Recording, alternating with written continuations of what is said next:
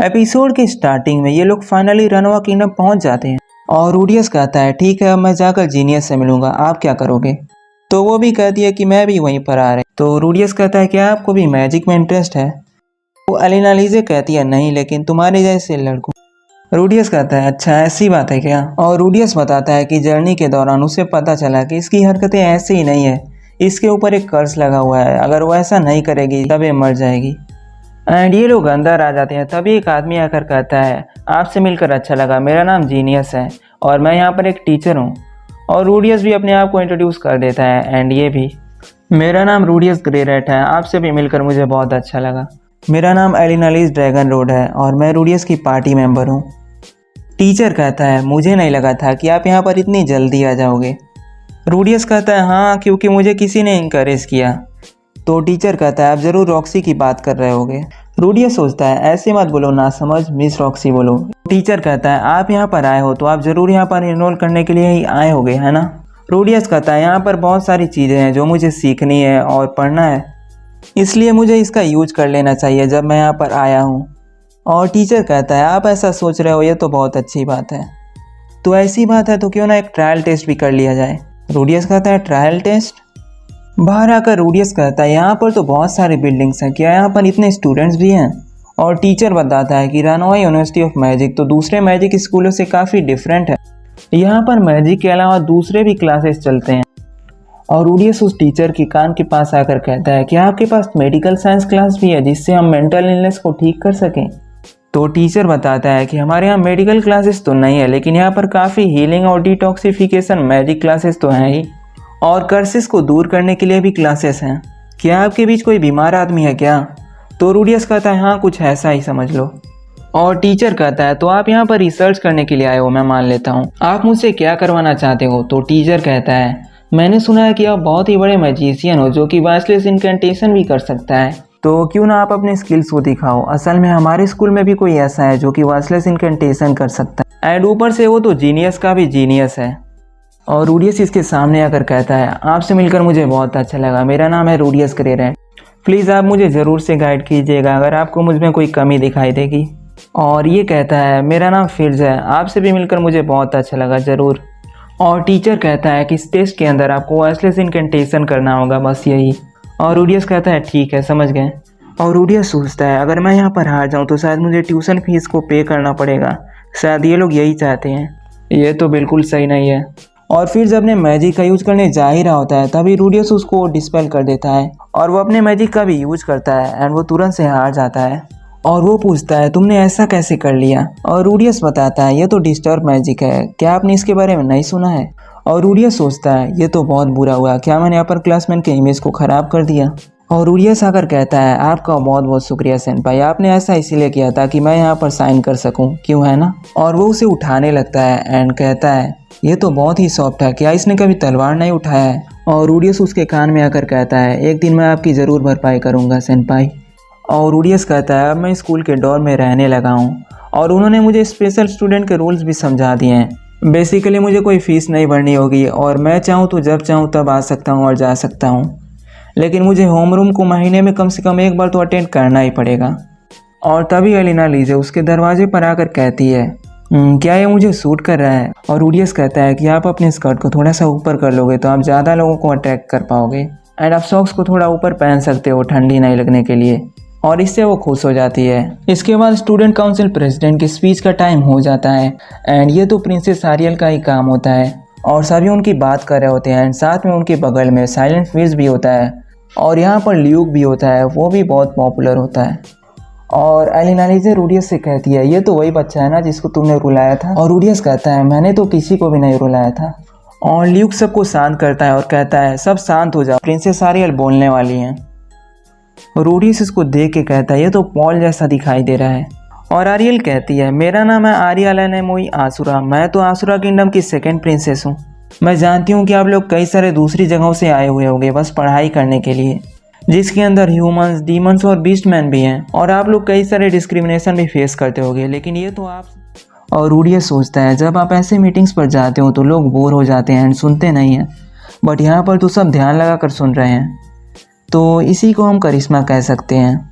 और वो सबका मैजिक यूनिवर्सिटी में स्वागत करती है एंड सभी ताली बजाने लगते हैं। और रूडियस सोचता है अरे मैंने तो उस सीनियर को पे किया ही नहीं, कहीं ऐसा तो नहीं कि इसी वजह से वो मुझसे गुस्सा है। रूडियस रूम के अंदर आता है पढ़ाई करने के लिए, लेकिन तभी यहाँ पर एक आदमी दौड़ते हुए आता है और कहता है मास्टर मास्टर क्या आप मुझे याद हो। और रूडियस कहता है शांत हो जाओ, मैं तुमको जानता हूँ, अब मुझे नीचे करो, यहाँ पर बहुत डर लग रहा है। एंड यहाँ पर लीनिया कहती है ये कौन है।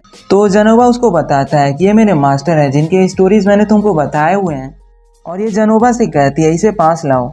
और रूडियस सोचता है ये इसे बुली कर रही है क्या, लेकिन जेनोवा तो बहुत ही स्ट्रांग है। तो रूडियस भी उसके पास जाकर झुक जाता है और कहता है आपसे मिलकर बहुत अच्छा लगा, मैं हूँ रूडियस ग्रे रैट। और रूडियस सोचता है इन लोगों को हैंडल करने के लिए आपको पहले झुकना पड़ता है। और ये कहते हैं मुझे ईमानदार लोग बुरे नहीं लगते, मेरा नाम है लीनिया डिडोल्डिया और मैं यहाँ पर 5th ईयर में हूँ। और ये कहती है मैं ऐसा लगती नहीं हूँ, लेकिन मैं तो डोल्डिया विलेज के हेड की बेटी हूँ।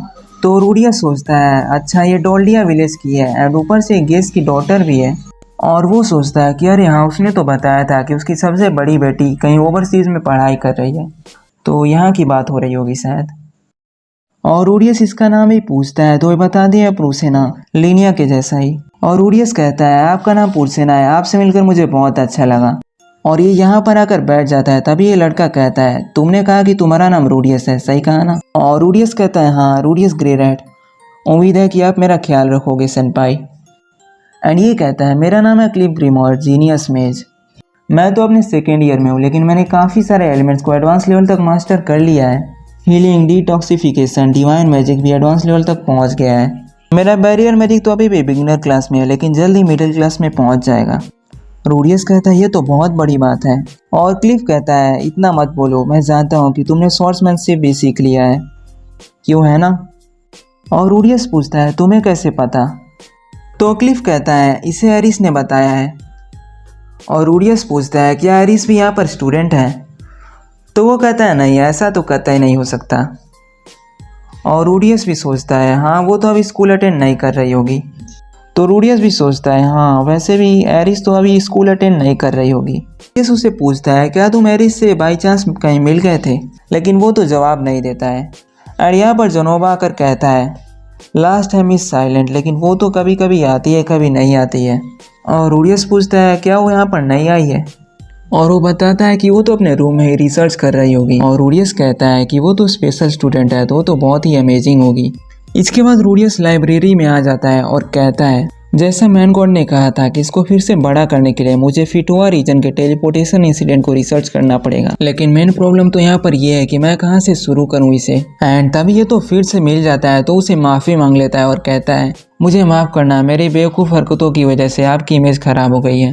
मैं सोच रहा था कि मैं शायद आपको कुछ स्नैक्स ला कर दूंगा, तो नहीं रहने दो, इसकी कोई ज़रूरत नहीं है। क्या कहा था तुमने रूडियस, तुम यहाँ पर क्या कर रहे हो। और रूडियस उसे बता देता है कि मैं तो यहाँ पर डिस्प्लेसमेंट इंसिडेंट के बारे में खोजने के लिए आया हुआ हूँ, क्योंकि मैं तो फिटोआ रीजन में रहता था एंड मैं यहाँ पर डीमन कॉन्टिनेंट में टेलीपोर्ट हो गया था। और रूडियस बताता है कि मैं तो अपनी फैमिली से मिल चुका हूँ, लेकिन अभी मैं अपने चाइल्डहुड फ्रेंड से नहीं मिला हूँ जो कि वहाँ पर गायब हो गई थी। तो फिर से पूछता है तो क्या तुम यहाँ पर उसी को खोजने के लिए आए हुए हो। तो रूडियस कहता है हाँ सही कहा। रूडियस मन ही मन सोच रहा होता है मैं ऐसा तो नहीं कह सकता कि मैं यहाँ पर अपने ईडी को सही करने के लिए आया हूँ। और ये तो ये कहकर चला जाता है कि तुम तो बहुत ही अमेजिंग हो रूडियस, चलो बाद में मिलते हैं। एंड ये तो जा ही रहा होता है कि तभी ये एक बुक को रिकमेंड करता है एंड कहता है ये एक नॉन फिक्शन बुक है, इससे तुम्हें ज़रूर कुछ ना कुछ सीखने को मिलेगा। रूडियस उसे थैंक यू कहता है। और रूडियस सोचता है कि ये तो बहुत ही अच्छा लड़का है, मुझे नहीं लगा था कि ये सनग्लासेस वाला लड़का इतना अच्छा होगा। आगे रूडियस जेनोवा से बात कर रहा होता है ओह तो तुम्हें यहाँ पर पढ़ाई करने के लिए भेजा गया है। और जेनोवा कहता है हाँ सर जी, मैं यहाँ पर अर्थ मैजिक सीख रहा हूँ। और रूडियस कहता है तो सब कुछ ठीक होने के बाद हम फिर से डॉल्स बनाएंगे। और जेनोवा कहता है हाँ बिल्कुल। और यहाँ पर रूडियस तो अभी भी उसे हाइनेस करके बुला रहा होता है। तो जेनोवा कहता है कि आप मुझे जेनोवा कहकर ही बुला सकते हो बिना किसी होनोरिफिक्स के। एंड ये दोनों बातें कर ही रहे होते हैं कि तभी पीछे से ल्यूक आ जाता है और कहता है तो क्या तुम ही वो पर्सन हो जिसने फिश को पिछले दिनों हराया था। और रूडियस कहता है आपसे मिलकर बहुत अच्छा लगा, मेरा नाम है रूडियस ग्रे रैट, मैं तो आपकी केयर में रहने वाला हूँ। तो और ल्यूक कहता है हाँ मैंने तुम्हारे बारे में फिर से सुना है, मैं जानता हूँ, लगता है तुम बहुत ही बड़े भुलक्कड़ हो। एंड रूडियस सोचते हैं भुलक्कड़, और मैं क्या भूल गया। और ये रूडियस से पूछता है क्या तुम्हें मेरा नाम पता है, लेकिन रूडियस तो मना कर देता है। मेरा नाम है ल्यूक नोटस ग्रेरैट।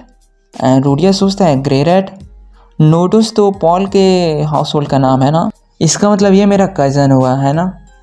एंड ये तो मुंह टेढ़ा करके चला जाता है और जेनोवा बताता है ये आसुरा किंगडम का बहुत ही बड़ा अरिस्टोक्रेट है, लेकिन यहाँ पर तो ये बस एक स्टूडेंट ही। और जेनोवा बताता है कि प्रिंसेस आरियल को प्रोटेक्ट करना इसका काम है, और वो बताता है कि थ्रोन के फाइट में प्रिंसेस आरियल डिफीट हो गई थी लगता है, इसीलिए वो यहाँ पर पढ़ाई कर रही है। ल्यूक तो उसका फर्स्ट गार्डियन है और सेकंड गार्डियन है ये साइलेंट फिट्ज, जो कि बहुत ही एक्सीलेंट मैजिशियन है, जो कि वर्डलेस इनकेंटेशन भी कर सकता है। उसके बारे में तो लोगों को कुछ भी नहीं पता है सिवाय कि वो एक वाइट एल्फ है। एंड इसके बाद रूडियस बताता है मैं तो बहुत देर तक पढ़ता ही रह गया, मुझे अगली बार से नोट करने के लिए लाना चाहिए ताकि मैं रिसर्च अच्छे से कर पाऊँ। एंड तभी आसमान से कुछ नीचे गिर रहा होता है और रूडियस उसे पकड़ लेता है। ये बर्फ तो नहीं लग रहा है, लेकिन ये तो बहुत ही सफ़ेद है, ये क्या है। एंड तभी यहाँ पर एक लड़की आकर चिल्लाने लगती है अंडरवेयर थीफ, और सभी से मारने के लिए झाड़ू पोछा लेकर चले आते हैं। और रूडियस तो यहाँ पर हैरान हो गया होता है, और ये क्या, तभी यहाँ पर कोई एक हट्टा कट्टा इंस्ट्रक्टर आ जाती है और रूडियस कहता है मैंने कुछ गलत नहीं किया है। और वो कहती है तो ये क्या, तुम्हारे हाथ में प्रिंसेस आरियल का अंडरवियर क्या कर रहा है। और ये तो उसे गुस्सा होकर ले जाने वाली होती है और कहती है इस बार तो तुम्हें अपनी हरकतों का अंजाम पता चलेगा, ऐसा तुम कभी नहीं करोगे। बट तभी यहाँ पर फिर जाकर कहता है मुझे माफ़ करना, मुझसे ही वो गलती से गिर गया था।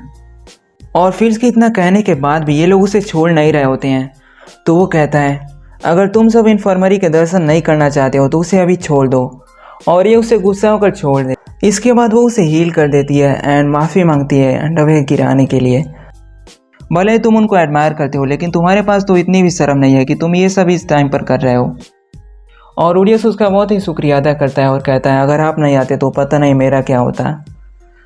और रूडियस यही सोच रहा होता है कि मैंने इसको इतनी बुरी तरह से हराया था, लेकिन ये तो दिल का बहुत ही अच्छा है। और ये सुनकर फिज कहता है रूडियस के मुंह से तारीफ सुनकर मुझे बहुत ही अजीब लग रहा है। रूडियस उसे पूछता है ऐसा क्यों है, और वो कहता है ये तो एक सीक्रेट है। एंड यहीं पर ये एपिसोड एंड हो जाता है।